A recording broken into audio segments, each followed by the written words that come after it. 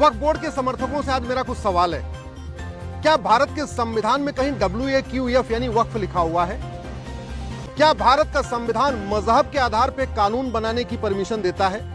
क्या भारत का संविधान मजहब के आधार पर बोर्ड बनाने और मजहब के आधार पर ट्रिब्यूनल बनाने की परमिशन देता है? क्या भारत का संविधान मजहब के आधार पर मंत्रालय बनाने और मजहब के आधार पर कोई योजना बनाने की परमिशन देता है? सच्चाई तो यह है कि भारत के संविधान में केवल चैरिटी लिखा हुआ है, इंडाउमेंट लिखा हुआ है। लिस्ट 3 एंट्री नंबर 28, शेड्यूल 7 के लिस्ट 3 के एंट्री नंबर 28 में केवल चैरिटी लिखा हुआ, इंडाउमेंट लिखा है। इसका मतलब भारत का संविधान यूनिफॉर्म चैरिटी कोड बनाने की इजाजत देता है और यूनिफॉर्म इंडाउमेंट कोड बनाने की इजाजत देता है। हिंदी में उसको कहेंगे समान दान संहिता और समान धर्मस्तर संहिता। भारत का संविधान तो वक्फ बोर्ड, वक्फ ट्रिब्यूनल बनाने की इजाजत ही नहीं देता। मजहब के आधार पर कोई भी योजना बनाने या कानून बनाने या बोर्ड बनाने या ट्रिब्यूनल बनाने की इजाजत नहीं देता। और वैसे भी भारत के संविधान में 1976 में सेकुलर शब्द भी जोड़ दिया गया, और सेकुलरिज्म का मतलब ही होता है कि जो भी कानून हो वो रिलीजन न्यूट्रल होना चाहिए। मजहब के आधार पर कोई कानून हो ही नहीं सकता। संविधान पहले भी इजाजत नहीं देता था, लेकिन सेकुलर शब्द जोड़ने के बाद तो एकदम कंफर्म हो गया। और सबसे बड़ी बात, वक्फ बोर्ड के सारे मेंबर मुस्लिम्स, और उनकी सैलरी कहां से आता है, उनका पेमेंट कहां से आता है, वो जनता के टैक्स के पैसे से, जो इनकम टैक्स देते हैं, GST देते हैं, वहां से पैसा आता है। और आर्टिकल 27 कहता है मजहब के आधार पर आप पैसा भी नहीं खर्च करेंगे। तो आर्टिकल 14 का वायलेशन हो रहा है, जो कहता है equality before law, equal protection of law. संविधान के आर्टिकल 15 का वायलेशन करता है वक्फ बोर्ड, वक्फ ट्रिब्यूनल, जो कहता है आप मजहब के आधार पर भेदभाव नहीं करेंगे। आर्टिकल 27 का वायलेशन करता है वक्फ बोर्ड, वक्फ ट्रिब्यूनल, जो कहता है मजहब के आधार पर पैसा नहीं खर्च करेंगे, मजहब के आधार पर किसी को वेतन भत्ता नहीं देंगे। और सबसे बड़ी बात, ये वक्फ बोर्ड, वक्फ ट्रिब्यूनल केवल अनकॉन्स्टिट्यूशनल नहीं है, अन इस्लामिक है और अनकुरानिक भी है। क्यों? क्योंकि वक्फ का मतलब होता है दान करना, वक्फ का मतलब होता है चैरिटी करना। और दान क्या की जाती है? जो अपनी जमीन हो। अगर मैं कोई जमीन वक्फ कर रहा हूं तो या तो अपनी पुश्तैनी जमीन में वक्फ कर सकता हूं, या जो मैंने अपनी गाढ़ी कमाई से कमाया, जो गाढ़ी कमाई से अपनी जमीन खरीदी, उसको मैं वक्फ कर सकता हूं। नाजायज तरीके से ली हुई जमीन कभी वक्फ हो ही नहीं सकती। किसी दूसरे की जमीन वक्फ हो ही नहीं सकती। अवैध तरीके से हड़पी गई जमीन कोई वक्फ हो ही नहीं सकती। किसी का हत्या करके, किसी का मर्डर करके, किसी के तलवार के दम पे छीनी गई जमीन वक्फ हो ही नहीं सकती है। और जब वक्फ हो ही नहीं सकती, तो ये जो गोरी, गजनी, कुतुबुद्दीन ऐबक, इल्तुमिश, खिलजी, तुगलक, लोधी, नादिर शाह अब्दाली, होशंग शाह, आदिल शाह बुरहान, या बाबर, हुमायूं, अकबर, शाहजहां, औरंगजेब, हैदर, टीपू, इनकी जो जमीन थी जिसको इन्होंने वक्फ घोषित किया, वो किया कैसे? भाई, ये जितने भी वहशी दरिंदे थे, इन्होंने कोई मेहनत से जमीन कमाई नहीं। ये सारी की सारी जमीन भारत के लोगों की थी। ये जितने वहशी दरिंदे थे, इन्होंने न जमीन खरीदी अपनी मेहनत से, अपनी मेहनत के पैसे से, और न किसी ने उनको अपनी इच्छा से उनको दान किया। अगर किसी भारत के आदमी ने अपनी जमीन अपनी इच्छा से इनको दिया होता, तब तो वो वक्फ कर सकते थे, लेकिन ऐसा तो है नहीं। इन वहशी दरिंदों ने केवल तलवार के दम पे भारत के लोगों की जमीन छीना, हत्या करके छीना, बलात्कार करके छीना, धमकी देके छीना, मर्डर करके छीना। तो छीनी हुई जमीन वक्फ नहीं होती है। वक्फ केवल अपनी पुश्तैनी जमीन होती है, या अपनी गाढ़ी कमाई से खरीदी गई जमीन ही वक्फ होती है।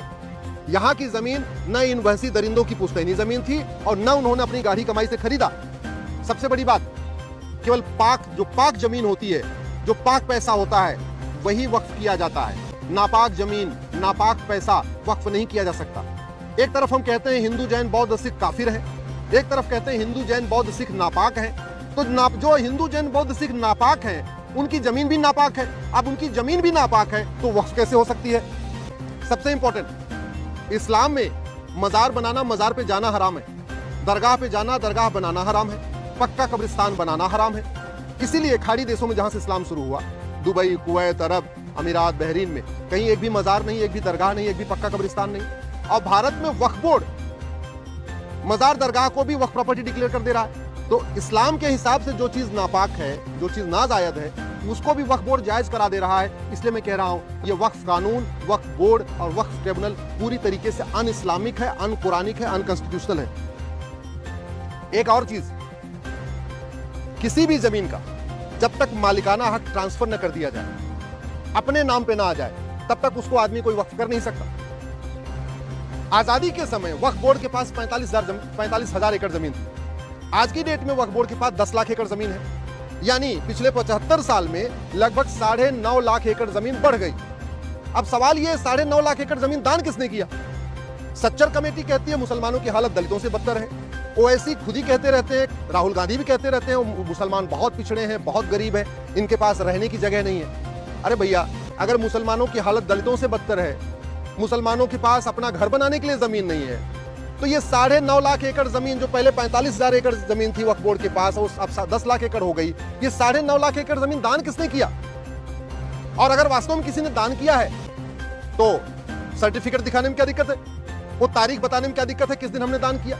दान करते समय जो कागज कोई बनवाया होगा उसको दिखाने की क्या जरूरत है?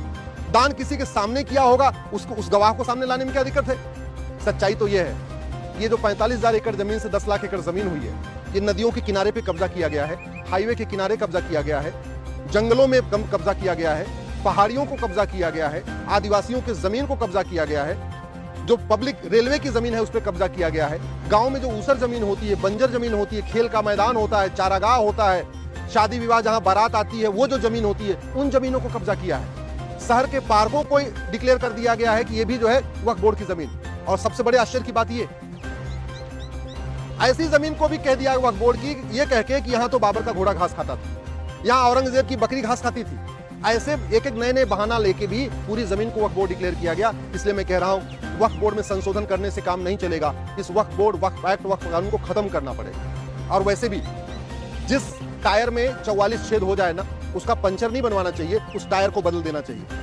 जिस घर में 44 जगह से बारिश पानी टपकने लग जाए ना, उस छत में रिपेयरिंग नहीं कराना चाहिए, उस छत को बदल देना चाहिए। इसी तरीके से इस वक्फ एक्ट, वक्फ बोर्ड, वक्फ ट्रिब्यूनल में संशोधन करने से काम नहीं चलेगा। इसमें 44 छेद हो चुके हैं, 44 छेद ठीक करने से, पंचर लगाने से ठीक नहीं होगा। इस कानून खत्म होना चाहिए और सबके लिए one nation one law, uniform charity code, uniform endowment code, समान दान संहिता, समान धर्मस्थल संहिता, संविधान की स्पिरिट में यही होना चाहिए। और ये जो मजहब के आधार पर बना हुआ है, इसको तुरंत पूरी की पूरी तरीके से खत्म करना चाहिए।